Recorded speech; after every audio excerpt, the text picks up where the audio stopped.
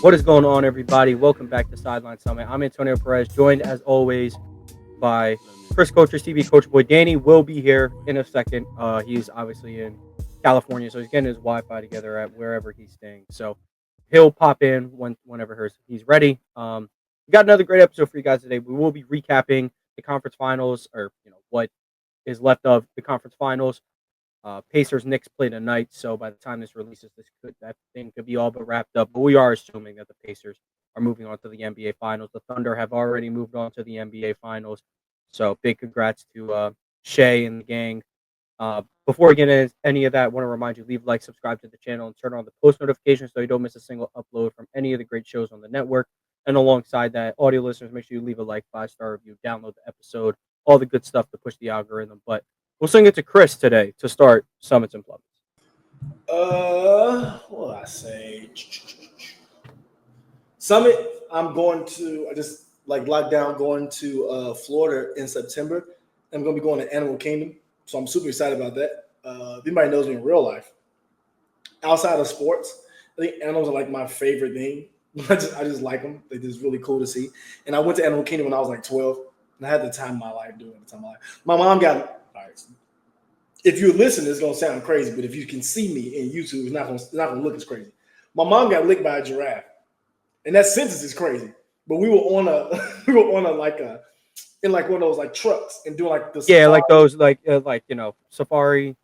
Yeah, dude. And my mom thought it was fun to put her head out the window while the giraffe was right there. She just didn't realize this is gonna pause this statement next.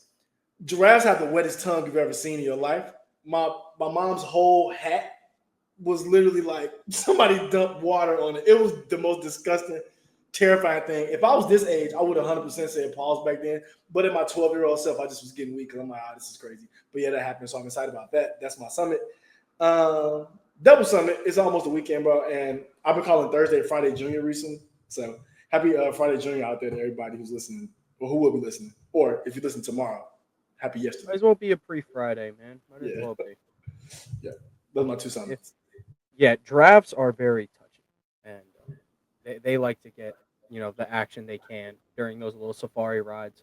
And them boys get close. They get close, and I don't like that. I love animals enough, but it was like, all right, so we passed the cats, the big cats. Yeah. All right. Ligers are real too. Ligers are real. It's a real very thing. real. Very real. They had ligers at Animal Kingdom, blew my mind. But the cheetahs were probably the coolest ones because when you're close enough to them, you can tell the difference between cheetah and leopard spots. Like when you're close enough, but cheetahs they seem like they're chill. Like as far as a big aggressive cat would be, they're pretty chill. They seem cool. So that was, and they have like a dog back, if that makes sense. Like their backs are like flowy looking. It's kind of weird, but yeah, it was cool. So I'm excited for that. I had to go with Summit. OTAs are back in the NFL. Teams are showing up. Stephon Diggs not showing up, doing basically anything else. But remember, he's a great guy. He's a great guy, according to him. So take it for what you will. He certainly was not cheating on his girlfriend on a boat that his girlfriend was on. So, yeah, crazy things going on over in New England. But OTAs are back. That means Elliott Shores Park's Jalen Hurts passing grades per practice are back. So take that for what you will. Plummet.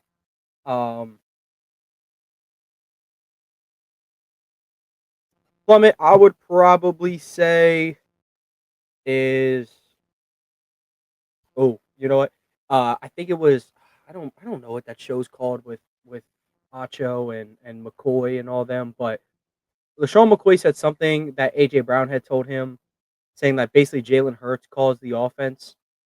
So, the reason they don't pass as much is because Jalen Hurts doesn't want to. And it's just like, okay, whether that's true or not, AJ, why are you telling him that? Tell him LaShawn McCoy out of all the gossip. LaShawn McCoy, who has notoriously been on Jalen Hurts' back for whatever reason. I don't know the beef there, but it's just I'm very lucky my franchise quarterback just lets a lot of things slide and lets his playing do the talking. And then other summit is second best album to release this year on vinyl. I guess you could say technically, because the Hurry Up Tomorrow vinyl I got was the first edition, so it's like it's not all the songs, and it's like 3 new songs that aren't on the album, so it's not technically. I ain't gonna lie, Jalen Hurts better than me. Because if it was me, I would have tell AJ Brown straight to his face, "You can go back to Tennessee, and I can make sure of it. I'll go make the call. You can go back to Tennessee." Because it's just hilarious. Because I mean, yeah, of course AJ Brown like jump started Jalen Hurts like career as a Pro Bowl top 10 quarterback kind of guy. But you could argue Jalen helped him just as much. He So 100% did. Because because I mean he was getting 1,000-yard seasons by the skin of his teeth. Didn't even get 1,000 yards his last year in Tennessee. So I know what it really showed AJ Brown, who's boss. I was sending to Baltimore. That was showing. The moment he puts on that purple and black, he washed. It's okay. The Ravens deserve the reps that the rep that the Titans get for having washed receivers. So I think we do. Or the thing is, they'll go from us to them or them to us. They'll just switch. Like Derrick Mason, you're a Raven? Oh no, don't worry about it. You're a Titan. And I seen DeAndre Hopkins and Derrick Henry doing OTAs together. I was like, 5 years ago, I would have been brought to tears. Now I'm brought to tears. It's still possible to be brought to tears. I mean, Henry's still good.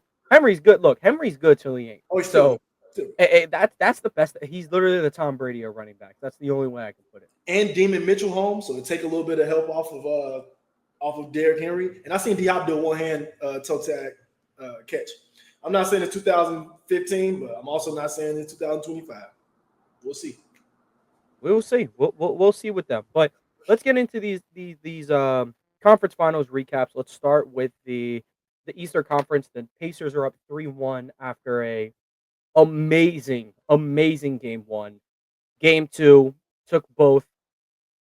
Dropped game 3 after blowing a 20-point lead, but then won game 4 after, I mean, just flat out one of the best guard performances in playoff history. 32 and 15, no turnovers from Haliburton is about as, quote, point guard-esque as you'll get. I mean, you've only ever seen Chris Paul do stuff like that. So, let's talk about what went right for the Pacers. I mean, it's 3-1. They play tonight. I'm going to assume the Pacers will close out the series. They don't give the type of vibe to blow a 3-1 lead, but if they do, then we'll revisit that next time we record. But, yeah, what do you think just went right for the Pacers? What went wrong for New York? It's an easy call out, I think, for what's going right for one team, what's going wrong for other. This is what happens when you play Brunson Towns centric, and when all 9 of your guys play and they all contribute in to their strengths. Is the difference. Obi Toppin been playing like 11 minutes a night, and every minute he's on the court, you feel it. Like you get him. He's out there. Bennedict Mathurin, I forgot how many minutes he ended up playing the last game, but he went off in the minutes he was playing. TJ McConnell, in the minutes he's playing, is going off. So to my point is, the Pacers are using their full roster to their best extent. Miles Turner, you now rebound the ball, go sit down. Obi Toppin, you going to run the break, get on the court. Like they're using everyone to their best abilities, and they have one of the better. I'll use the word engine. I feel like engine is more Jokic, Tatum, but to an extent, engine for Haliburton because of he spreads the ball. He makes sure everybody's fed. He's the engine on an electric vehicle. Yeah, he makes sure everybody's fed, and I think that's most important because Brunson, with how great Brunson is and has been, at 6'1", 190, you're going to get worn down doing that every night for 82 games plus playoff games. And Towns, I know Towns' hand is bothering for sure. I can tell that, and I'm not even a person for injuries, but you can tell it's bothering.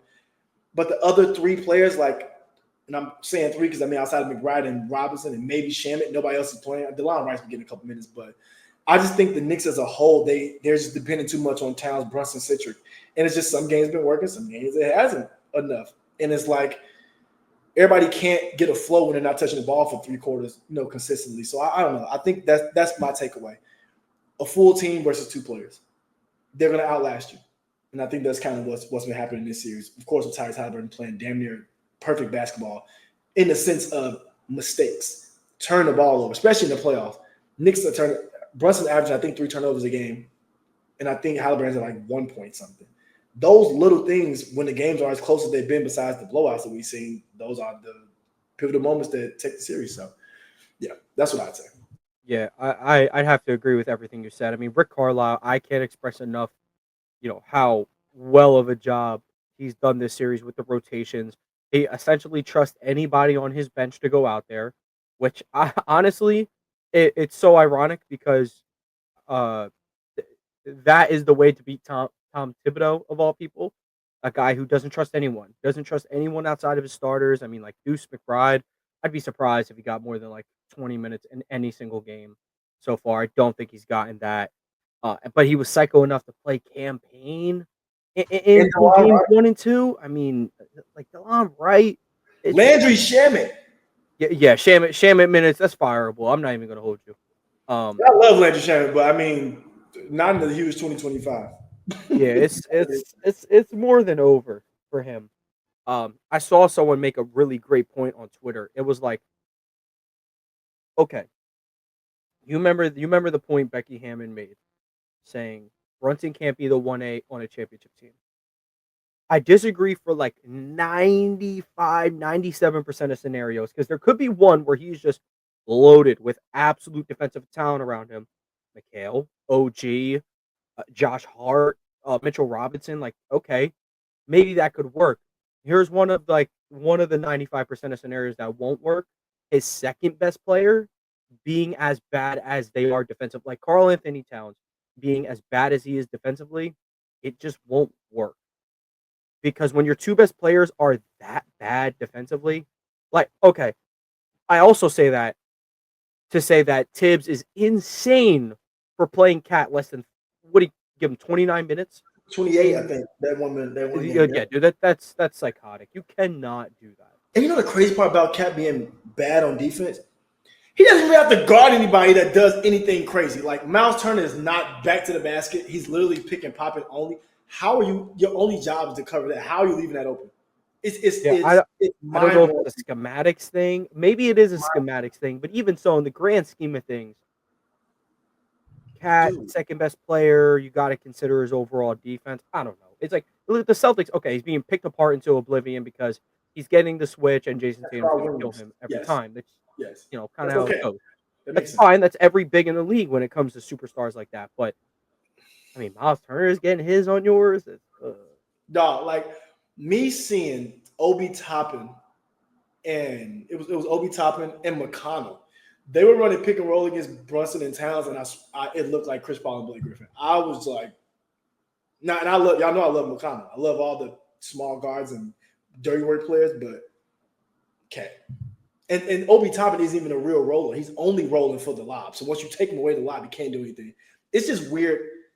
It's weird when the playoffs come and everybody's like faults just are glaring because everybody goes at them so much. I didn't know Cat was this bad on defense. Like I was always want to give him the benefit of the doubt because he's a pretty good rebounder, for what it's Very worth. good. Yeah, very good rebounder. Pretty good rebounder. So I didn't know his defense was this bad, but it's so glaring right now. And you know what else is glaring? Michael Bridges' defense isn't as good as I think we once may have thought. Like he makes big time plays, like those plays against the Jays. Those are big time. Yeah, OG Anunoby, that's big time stuff. right? OG Anunoby's a good defender though. Like that's the difference between a good defender and big time plays. OG locks up, and I don't even like what he's a player at that much, but he locks up. Michael Bridges is active, but he's not this lockdown that everybody was saying. I think they're seeing that too because Nimbar is kind of getting what he wants when he wants to. No, nobody's checking Haliburton right now. Not a soul. Nobody can guard Siakam right now. Not a soul. So it's just like the defenders they got over there. It's like one of them doing their actual job, and it's like, damn. Yeah, and I would even say, I mean, Nemhard hasn't even been Going off. He hasn't given you one of those games yet, where like Nemhard gives you a 25, and then Halliburton's not shooting the ball well, but it's like it's nothing you could do because Nemhard step up. Nemhard hasn't been, all too great this series, but you know who has been? Vandy legend, Aaron Nesmith. Was he Vandy or he was Vandy, right? He was Vandy. Edwards was Purdue. Yep. Who? Aaron Nesmith. Yes. Yes, he's Vandy, and because we drafted him senior, but elite. Edwards might have been terrible Celtic. Funny. hard to develop behind two of the best two-way wings in the league. But Nesmith, I mean, has been great this series. I wouldn't say he's doing a great. I don't want to say he's doing a bad job on Brunson. That's not necessarily the word. Because Brunson hasn't slowed down one bit, so I don't want to put it like he's stopping him, but he's making Brunson work for every single point possible. Aaron Nesmith is a dying breed of guys who just don't get washed on the screen. Like you brought Mikal Bridges. I just don't like how Mikal is just passing on the screen. Yeah, he's like OG does not pass on screens that like. No. I remember in the Pistons series, in the Celtics series, this series, over that. OG with Cade, with Tatum, and now with Haliburton, it's like, no, I'm not letting you get away that easy. Same Caruso was doing. Brunson's had a little bit more, or Haliburton's had a little bit more success because he's a better passer than the other two. So the more you try to fight over this screen, the more I'm going to find time to find one of my guys because I am a premium passer in this league. So yeah, and I think the thing with them is just Mikal can't keep passing them off because they're trying to get Brunson on whoever. Like that's what they're trying to do. So Mikal, you passing them off and then trying to help from the strong side corner, that doesn't work. Like I don't care if it's not JJ Redick or Klay Thompson over there, bro. You can't leave NBA players wide open. And that's kind of like Mathurin shooting warm-up shots. All the guys that are shooting shots, and even Nesmith, besides those contested shots he made to bring them back, all the shots are wide open because they're switching on screens and having to overhelp, or cats getting killed in the short rolls and they have to overhelp. It's just their two best players have been their two weakest spots on the defensive side because you have to overhelp, over rotate to compensate for them.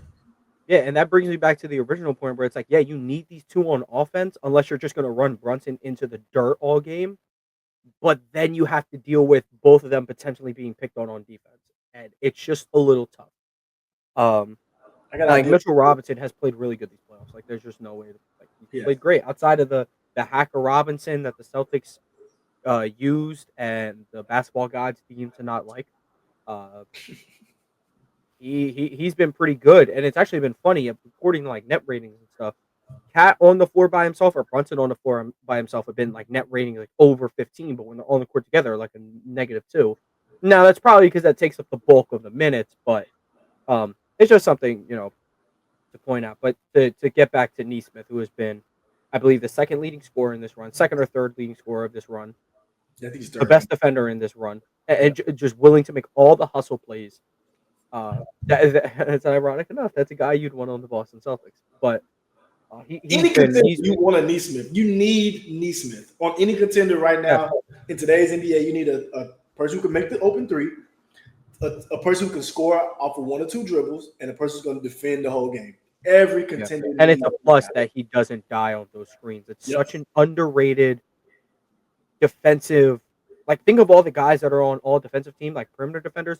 Lou Dort doesn't die on those screens. I know too many cameras, but he doesn't. I saw somebody call him too many cameras. That's so fire. He don't die on screens. The Thompson twins don't. Amin gets a spot. Just put Asar. Just put Amin / Asar. They're literally the same dude. One has anger issues though. Literally. Those guys don't die on screen. So, yeah, I mean the Pacers. It's funny because of it's just funny. Their whole identity is we're getting up and down. We're gonna play fast. Our form of defense is offense because we're just gonna play fast. But they've played great defense. Unbelievable defense. I have to give I do want to give a quick little nod to Obi Toppin. Hasn't always been great defensively, at least in the NBA.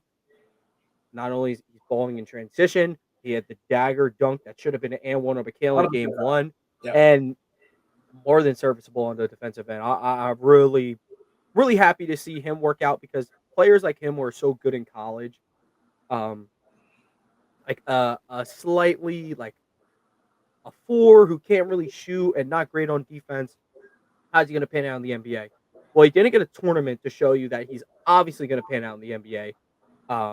But he's more than, and he's doing this against his former team, so I kind of got it. That's my favorite part. They kind of play Obi Toppin the way they got him out of there. I didn't really like how they did that. They kind of like just like threw him to the side, and I ain't like that. So I'm happy he's going off. They could use Obi Toppin right now. They could use a guy who who can hold his own a little bit and on perimeter defense and lob threat, can shoot Really three. a small ball. It's nice to see how he has developed. But I do want to say this before we entirely get into Thunder versus Wolves.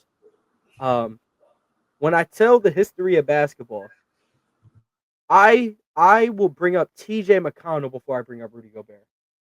T.J. McConnell is a undersized, non-athletic white boy who can't shoot and is serviceable on defense, tries on defense. God bless his soul. He gets put on a larger guy. It is tombstones. But here he is, a decade into the league. How? How is he still kicking it in the league? In a league that requires you to be able to play defense and shoot threes, he can't do either, but here he is. And he's a dang good player. And he's getting crazy minutes in a playoff game. And he'll give you a 10 to 12 point spurt, no threes, all push dribble work into the paint, fade away from the baseline. How does he do it? I'm so confused. It's really it's honest. Like I can only clap it up for him. That's all I can do. I remember back 2018 playoffs. Celtics are playing Sixers. The Celtics are up 3-0. And they're like, we got to make a change. They benched Rookie of the Year Ben Simmons for TJ McConnell. TJ had 19 in their only win in that series.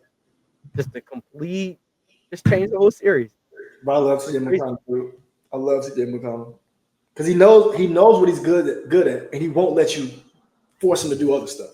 Like he knows he's good at that 12 to 18 foot like little spin around jump shot. He won't shoot another jump shot besides that. He knows he's good at jumping and making those little wraparound passes to the bigs. That's what he does, and that's why he's gonna always have minutes. Like Nimbar's been playing great. You would think they would just go Nimbar, Hallie, Nesmith as the guards. You would think they could match him. You would think. No, McConnell needs his minutes because he speeds the game up, but also keeps it under control. And he guards 94 feet. He may not steal it from you, but he's gonna make you get across half court at 17 seconds. So now your offense is out of whack. He's a vet and he knows. I love McConnell, dude. I love McConnell. Yeah. He's and it's not like he's good enough to where you're gonna like send the house at him to stop doing what he's doing because it's not that deep. It's TJ McConnell, but nah, he's an absolute animal, man. I expect the Pacers to close the series out tonight. If not, they'll close it out in 6. But we can't fully preview the finals until the Pacers wrap their series up. And shout out to the Pacers for letting Hallie's pops back in the arena for Game 4. Clearly had an impact. Maybe Haliburton's dad has like a Thanasis level impact on him. The way Giannis. They say Giannis isn't even in the right space if his brother's not there. Teague said he played the first 2 games of the finals. He came back like 5 days after COVID. Not sure how that happened. And they didn't. So he said everybody got COVID now. Shout out to those guys. Let's head to the Western Conference where this is wrapped up. This is all over, and Chris's guy, Shai Gilgeous-Alexander, Western Conference Finals MVP, averaging 31, 6 boards, 8 assists, 46% from the field. And the Thunder are going to the finals for the first time since 2012. Last time James Harden was a Thunder. Where do I start? My glorious Shavante. Where do I start? No, but where do you start with this team? This team is a wagon. But you know what they are? They're an anomaly young team because they know who their star is and they're cool with that. Like some young teams, like they'll know Ja's the guy, but there's a bang back in his mind, like, I could do that. Jaren Jackson back in his mind, like, when he was out, I was doing it. So, like, it's a little issue, a little conflict. Not like out loud, a little conflict. Even the Rockets. Jalen Green may be the most talented, but I'm just like, I could be the guy. Shane was like, I could be the guy. J-Dub, check. Very good basketball players. They know when it's winning time who to go to. They know who the guy is. There's no in between. And I think Shai doesn't take advantage of that in a weird way, like just command the ball all the time. It flows because they're a real team. They're a really good team. And I think if the Pacers went out, which we expect them to, it will be the two best teams facing each other. Now, the Celtics were better than the Pacers, in my opinion, because they had better players. But I think the Pacers were a better team. I would pick the Celtics to beat them in the series. Obviously, I don't know if everybody, but I would pick the Celtics to beat them in the series fully healthy. But I would say the Pacers had the deepest team in the East by far. Them and the Cavs, maybe you would say. Thunder, deepest team in the West. They all know their roles. The double big works. The one big works. It all works. And I think the best part, everybody guards. Everybody guards in the Thunder. And me and my friend were talking about this the other day. He made a good point. It was a point I was kind of thinking of too. But he made a good point. Like when the Thunder did not have a big man, when Chet was hurt and they didn't have Hardenstein, they were playing like Kenrich Williams at the 5. That was probably the best thing that could have happened to them to load them up for this year. Because now all the guards are used to guarding bigs. All the swings are used to guarding guards. Everybody's used to guarding everybody because they had no center for a year. So now when you come back with that luxury and having Chet, having Hardenstein, now it's damn near unstoppable because you can put Kaysen on a big, not every possession, but he can get switched and it's not a full panic, everybody go help. And I think that's what makes it so difficult because they were able to take Anthony Edwards out the play by putting Dort on him. And the 4-on-4, everybody else could hold their own, including their star player, which doesn't happen often in this NBA. Sorry, Luka. Yeah. It doesn't happen often. Yeah, I think really the best way to put it, just this series alone, it's kind of like, okay, when I usually see in any sport good defense versus really good offense, I'm going to favor said good defense. But this defense is young.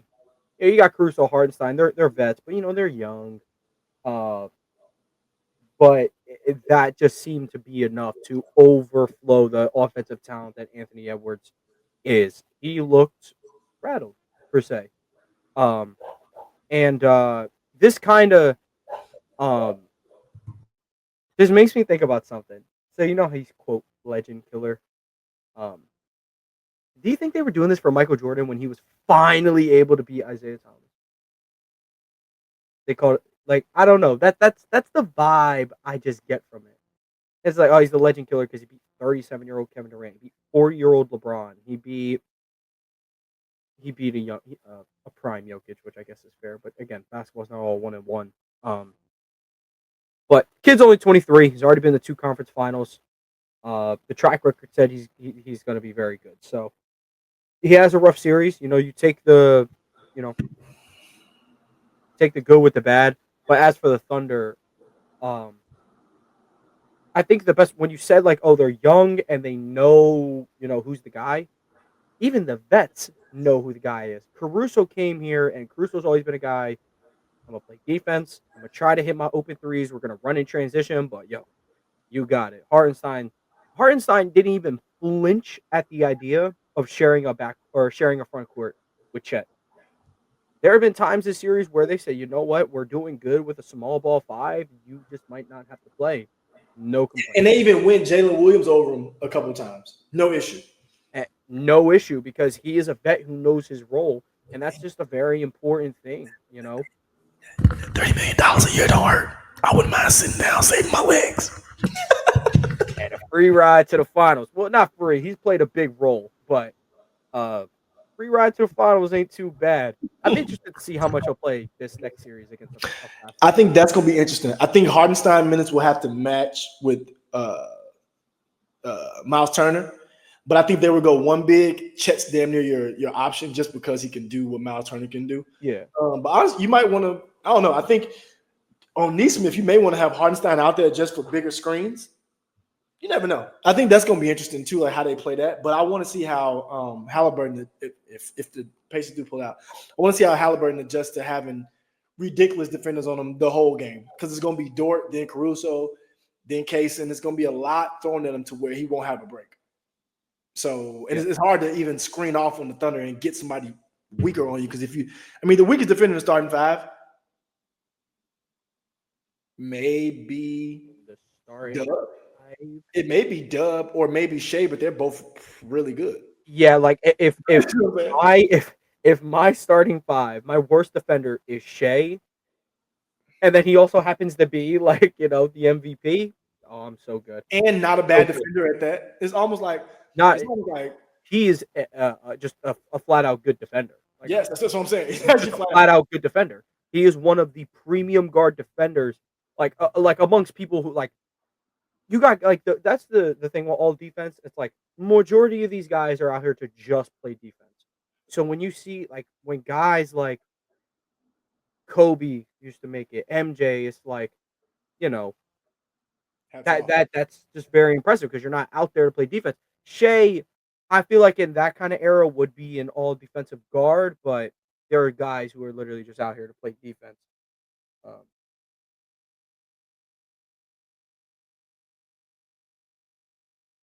sorry, I just had to text Danny back. But um, yeah, this Thunder team, man.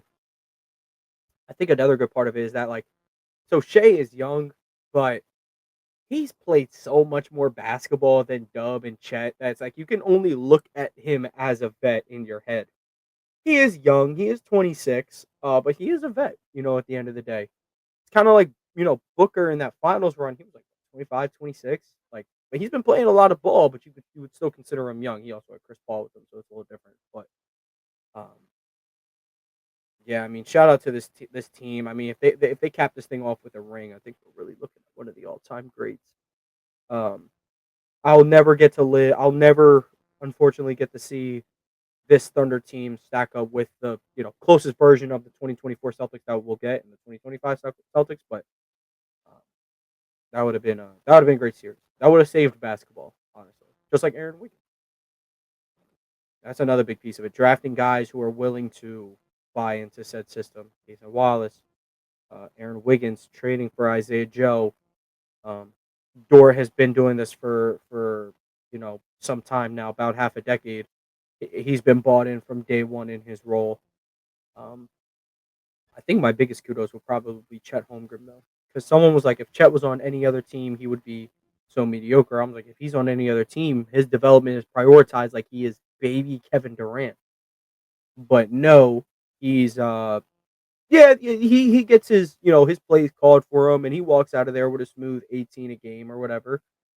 But he could be putting up like 23, 24 points on maybe a little bit rougher efficiency, but the defense would never change.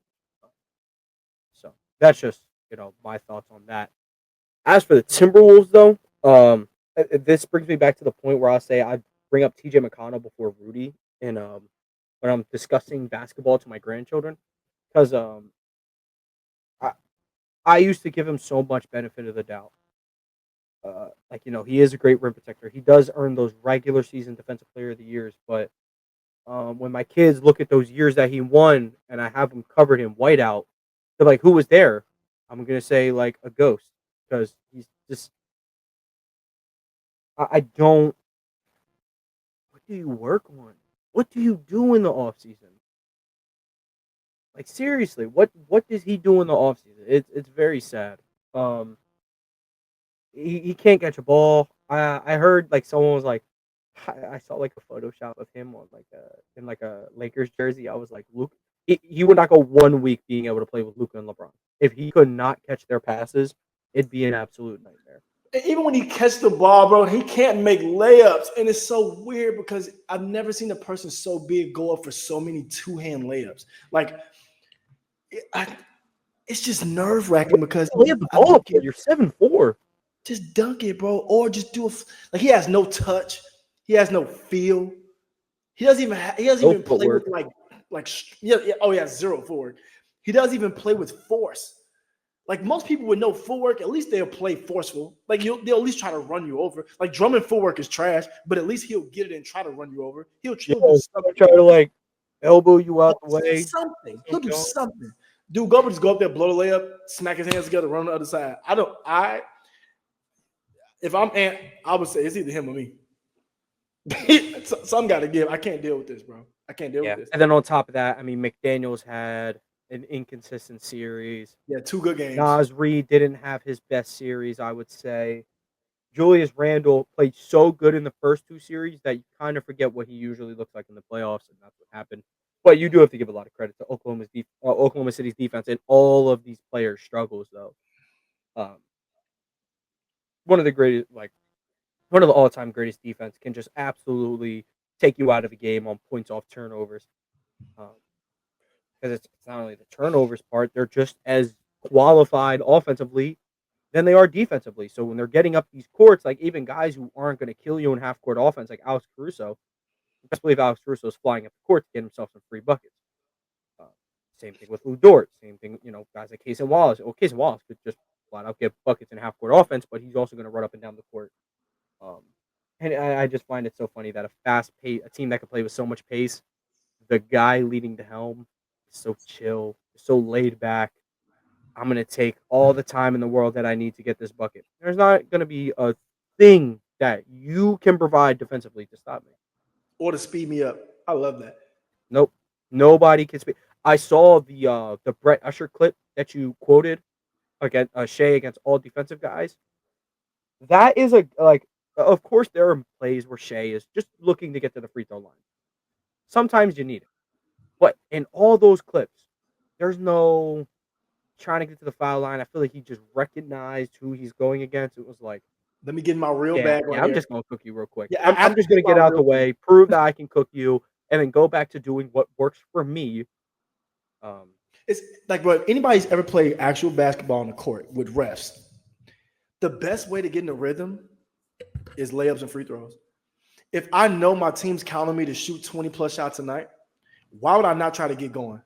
Every scorer will tell you that. Tracy McGrady, Kobe Bryant, they've all said it. The free throw line is where you get going. They love Kobe for it. They love D-Wade for it. They loved it. Now they have, it's like LeBron.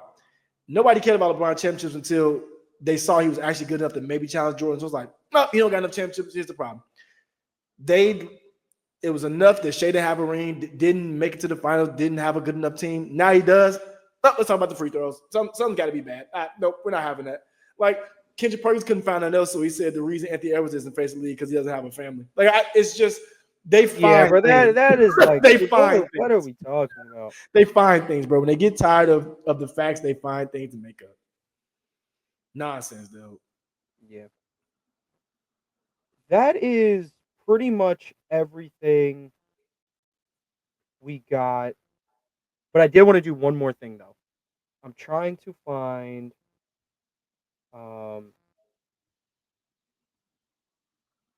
Here we go. Okay. I have a game for you, Chris. So the last time the Thunder went to the NBA Finals was 2012. Yep. I saw this game in a YouTube video. I thought it would be pretty cool. I have the 14 lottery picks of the 2012 NBA draft. Can you tell me where they all went to college at? Okay. 2012 is pretty easy. Your boy went number 1 overall, Anthony Davis. Perspectives Charter School and then Kentucky. Very specific. We do love it. Michael Gilchrist. St. Patrick's High School, Kyrie Irving teammate. I want y'all to know that. If you don't know your history. That is true. Kentucky. That is true. We got Bradley Beal at the 3rd overall pick. Chaminade High School, Jason Tatum's high school, David Lee's high school, Florida. I really want to see how far you could actually name where they went to high school. I might have to stop here. Crazy. Deion Waiters was the 4th overall pick. Ooh, I don't know where Deion Waiters went to high school, but I do know he's a Syracuse legend. He had one of the best. He used to do the LeBron dunk at Syracuse. Elite. Yeah, Syracuse produces those hoopers. Okay, at number 5 went to the Kings. Thomas Robinson. I wanted so much more for Thomas Robinson, dude. Kansas alum, and he left as a junior. He should have left as a sophomore. I'm pissed about it. Now I'm thinking about it. I'm actually kind of mad. Number 6 is a layup. Damian Lillard. The Weber State. I would say 7, probably a layup too. Harrison Barnes. The North Carolina. Thank you for what you did in 2016. I appreciate you. 8th overall pick was a 2K legend and one of the greatest dunkers of the basketball, Terrence Ross. Oh, I know that's Terrence Ross. He's a Washington Husky. And Washington Husky, you got Brandon Roy, Isaiah Thomas, what did I just say? Terrence Ross, Kelsey. I was about to say Kelsey Plum. The Kelsey Plum, WWE wrestler Isaiah Stewart, Markelle Fultz. WWE, not even basketball player. Number 9 overall pick, we got Andre Drummond. The Yukon Huskies. Number 10, layup. Austin Rivers, Mr. I'm about to go off. I'm about That's to my go boy. off right now. Winter Park High School. I do know that because he gave us 40. Duke alum. I do know Winter Park. I can tell you that We right can now. make great content if you have any photo pictures just to like we'll put it on the overlay and then you just talk about these NBA players just cooking. Yeah, bro, I got worked. Yeah, I got worked. I'm sorry, I gotta have my mom go really look deep. Cause my mom was taking pictures on what looked like a pager back then, but it was a phone, so I hope she can find it. Danny came in at a very late moment, but we're in the middle of Chris giving us where every single 2012 lottery pick went to college. Danny, do you want to take a crack at the next one? 2012 lottery pick went to college. No, I don't even know who the 2012 lottery is. Well, we're at pick number 11 right now. Chris he's went through the first 10 and he's named about where 6 of them went to high school as well. So High school? Yeah. Dude, I'm a So nerd. like Anthony Davis was the first pick. He knows that one. Michael K. Gilchrist, Bradley Beal, and then he also knew Austin Rivers as well. Yeah. Yeah. I think if I'm for him. remembering who's in this lottery, I think I may know like 2 more. I think. So number 11, Portland takes Myers Leonard. Oh yes, that's the other one I Oh, knew. yeah. He went to Robinson High School. That's in Illinois, and he went to U of I. Number 12, Jeremy Lamb. Yo, he's goated. 2K The legend. Yukon Husky and elite 2K player, by the way, just like Terrence Ross. I said, yeah, 2K legend.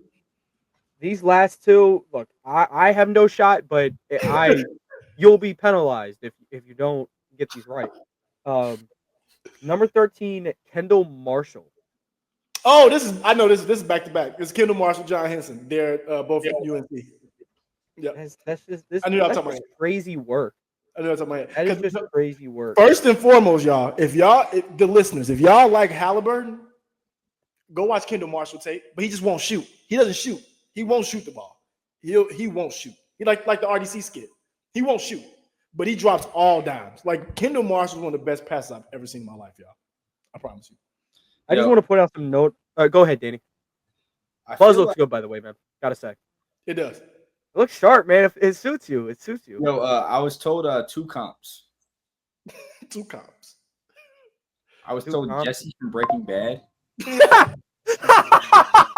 Low key, when you smile like that, low key. Oh my god. Elite character, by the way. Yeah, next time Haliburton has a crazy game, Danny's gonna be like, he can't keep getting away with this.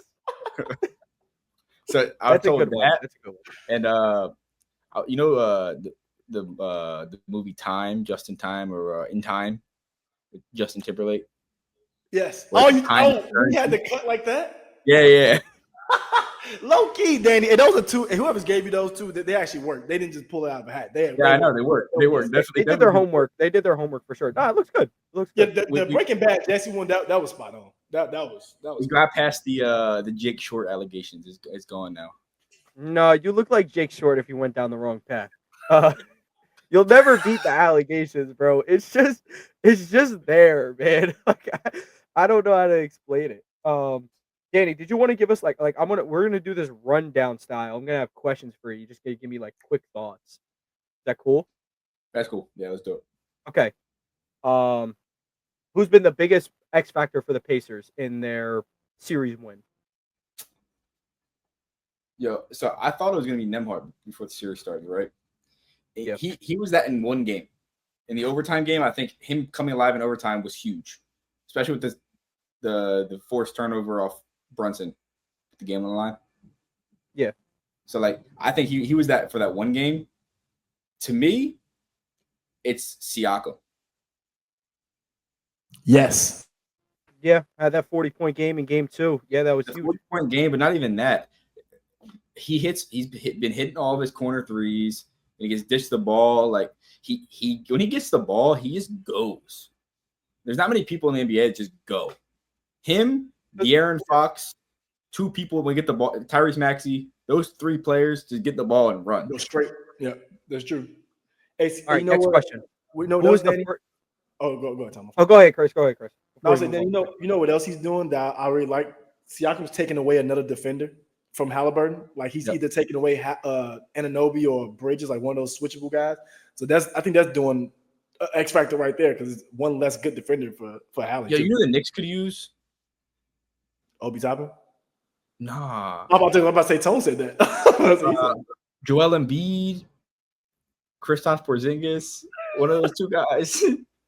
It's almost like they traded for the wrong center forward. Foul! I wouldn't wish Kristaps Porzingis on any team in the league. Next question, Danny. Knicks. Who has to move this offseason? It could be Tibbs. It could be Bridges. It could be anybody. Who has to move or who is most likely to be moved? You know what's crazy? Yeah, you know what's crazy? Who I think needs to move that's like weird? It's Josh Hart. For money. To the Lakers. For money. It's money purposes, which is why Josh Hart needs to move. I don't think, I think OG and McConnell provide so much of that defensive presence that you need to go get like a pure offensive playmaker. You need to get another playmaker outside of Brunson on the team. That's not like OG and McConnell are going to play that defense. You need to go get either a sharpshooter because Hart is almost unplayable. Yeah, I mean, I could see where you're coming from, though, because, like, we were just talking about how, like, McHale isn't what he used to be on defense. Now, imagine if you had someone who could take offensive burden off him. Now he can be that OG-level defender that he used to be. Well, he really locked down. So yeah, he locked down Brown. He locked down Tatum. That's exactly what Chris said. He was like, he has the moments, but throughout the game, he's not dialed in as he should be. And I just think he's not meant to play 48 minutes a game. He probably meant to play 40. Yeah, bro. Tibbs is crazy. He doesn't care about knees or legs. He doesn't care. Okay, this is the transition between the two conferences to get to the Western Conference. When you're discussing you're at the campfire and you're telling your grandkids about the history of basketball, are you telling them about TJ McConnell or Rudy Gobert first?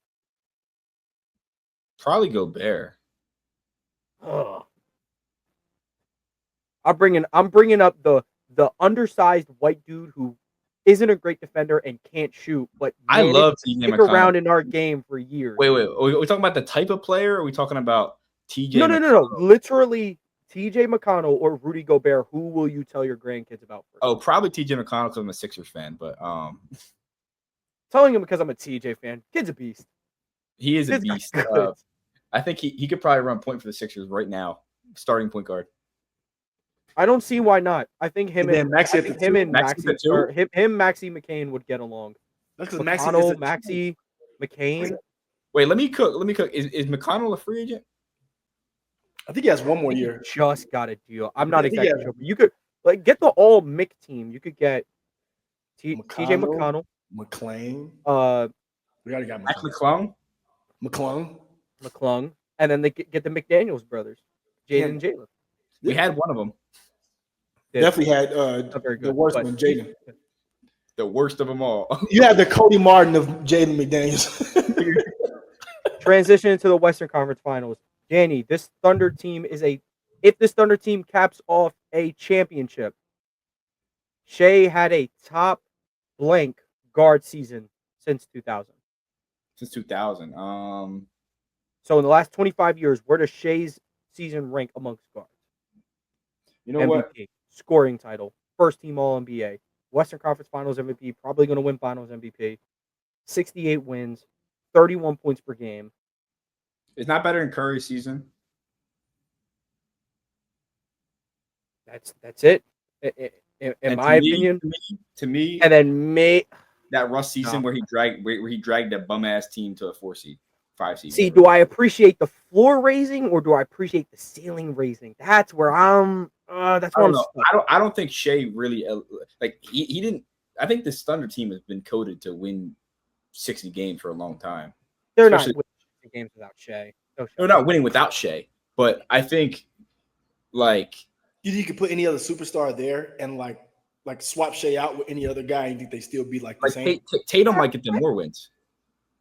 I don't know about that because Tatum plays so within. It's hard to say. I don't know because the Thunder system lets Shai have a little bit of a longer leash to do whatever he wants. Do I want Joe I Burrow? think Tatum would. I wouldn't say so. I think it's Joe Burrow, Josh Allen.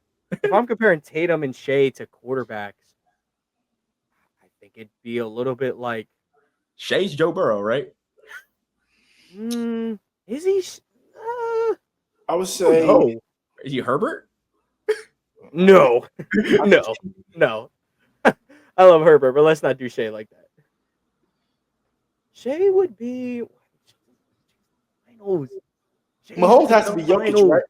At this point, Yeah, Mahomes got is Jokic. Yeah, Mahomes. So I guess you could say Allen would be Giannis. They're both just big. They said Allen fans. he got the here damn MVP. definitely did. Definitely did. It was a year late. He should have got it the year before, and he should have gave it the other thing. But I mean, not year before. He should have got it 2 years before. Yeah, but We played him. I don't know who Shai would be. Burrow makes sense to me. And then last question for you, Danny. With the Wolves, who has to go?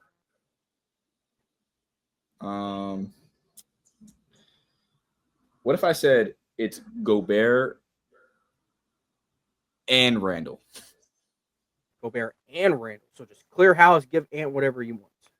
I don't think Randall is a winning, will get you a win in a basketball association. Yeah. The first 2 seasons kind of messed with our minds on what kind of playoff player he is. So I don't think it did it all for me. I never thought Julius Randle was anything worse than a worse version of Zion Williamson. at least he got a J on him.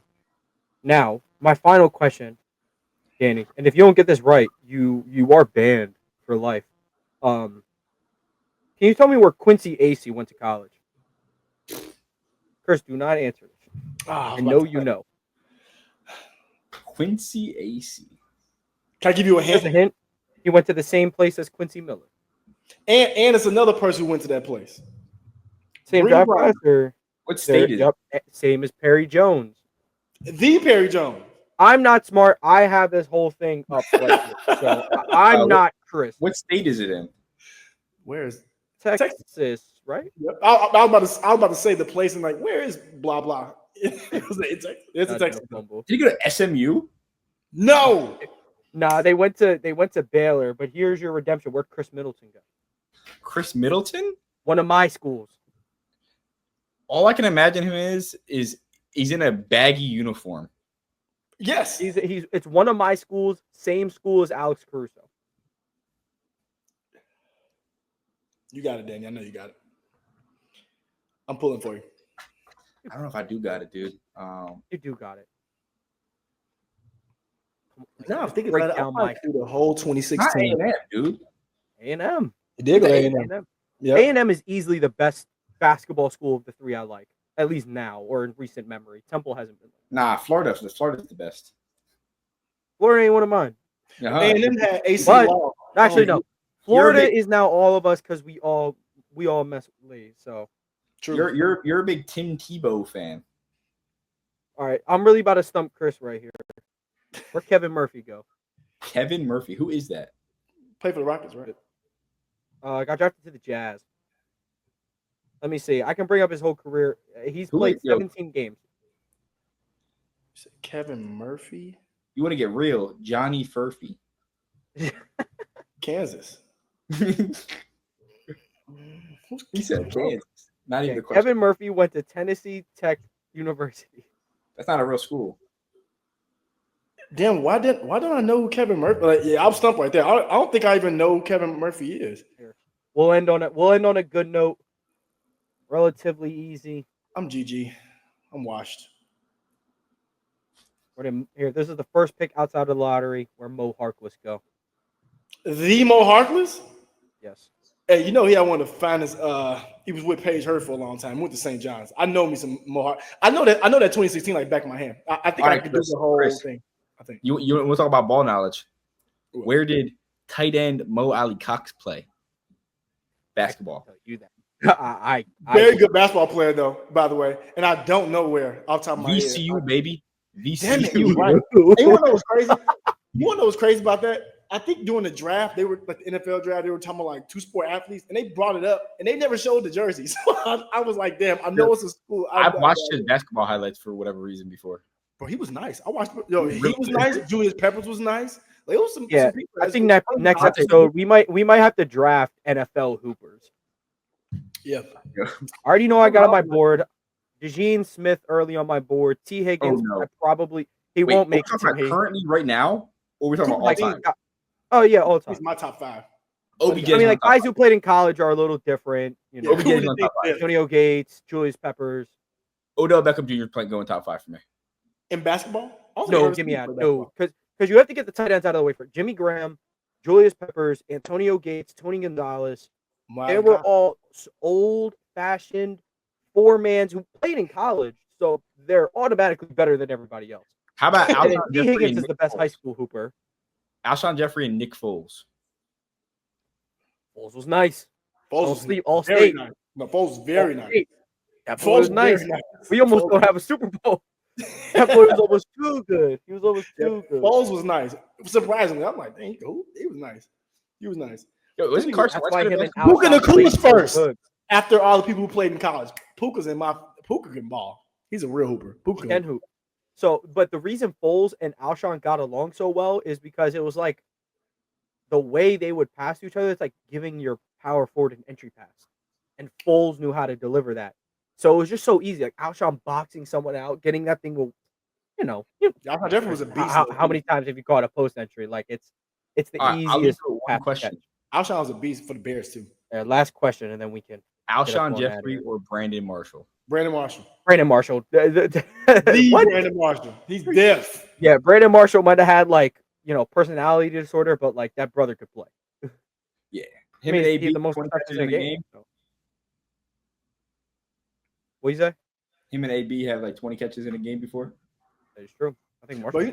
But before we leave, the crazy thing I had to explain to my girlfriend recently. She was like, Antonio Brown is really crazy. I wonder what's wrong with him. I was like, I could open up a book. He may have CTE. She was like, he played football? I was like, don't worry. I turned on the highlights. She was like, oh, he was really good. She's like, what's wrong with him now? I'm like, he's like one of the 10 best receivers to ever grace the turf. Yeah. Maybe 5. But she loves Jettas. She's like, do you think he's better than Jettas? I'm like, probably so. She's like, really? I'm like, oh, is he better than I think probably so. Probably so. Yeah, we haven't even seen peak Jefferson. That's what I'm saying. We're just going off first floor yet. That's how okay. How y'all feeling about this? I saw someone say another year with Chase outperforming Jettas. Yeah, I've seen that too. I've been seeing that too. They're my 1-2, so I don't care who's doing this, dude. They're my 1-2. I'm not doing this. I know what my eyes tell me. It's funny. You know what's funny actually? So those two are the leaders in yards per game, receiving yards per game through like so-and-so games, so-and-so receptions. Jefferson has played more games. He obviously has a whole season on him and some because Chase likes to get injured. And Jefferson still has him by a whole 10 yards per game. He wants to see a cut, man. They're 1 and 2. Jefferson's at 97 and Chase is at like 88. I'll say Chase is more of the X factor potential to change the game in one play. Yes. But Jefferson is the only receiver in the league who can walk you down. He will walk you right down the field, unless it's on Darius Slay. 8 yards, 12 yards, 9 Cook yards. Slay last time you seen him. I'm not trying to see even fake Slay for like 200 yards. It was bad. Is Jamar Chase like Super Saiyan 4 version of DJ Moore? No, Jamar Chase is only like DJ that. Moore if I like got him in a lab with like Cecil. He's only like that when he's going to get to Marlon Humphrey. I promise you. Yeah, I swear. So today I found out I'm actually 76 years old because this is Marlon Humphrey's 9th year in the NFL, and I blew my mind. Like you said, Tone, when you seen Kyler Murray's 7th, Marlon Humphrey's 9th year in the NFL made me feel 84 years old. They said Zion's going to his 7th year in the NBA with 0 playoff minutes. Bro, yeah, that's nasty. It's so nasty. It's so nasty. It's a couple people without them playoff experience. They look Melo 0. He didn't even sniff the play-in. My son. No. He 9 seed, won his first playing game, and then he saw the Pacers and he got destroyed. Oh yeah, well, back-to-back years actually. Back-to-back years. GG. But thank you guys for tuning in. Appreciate Danny hopping on, even though the episode was almost over. He still made an impact. Only played 17 minutes, but he made his impact. Tibbs, take notes. Danny equals Ben Mathurin. Need my J-Dub minutes. Ben Mathurin type beats. Ben Mathurin Yes, became booty cheeks, unfortunately, somehow. Welcome to the Lakers, a starting shooting guard. Ben Mathurin. But from AP New Freezer, coached by Migos, DC Comics. Thank you guys for tuning in, and we'll catch you guys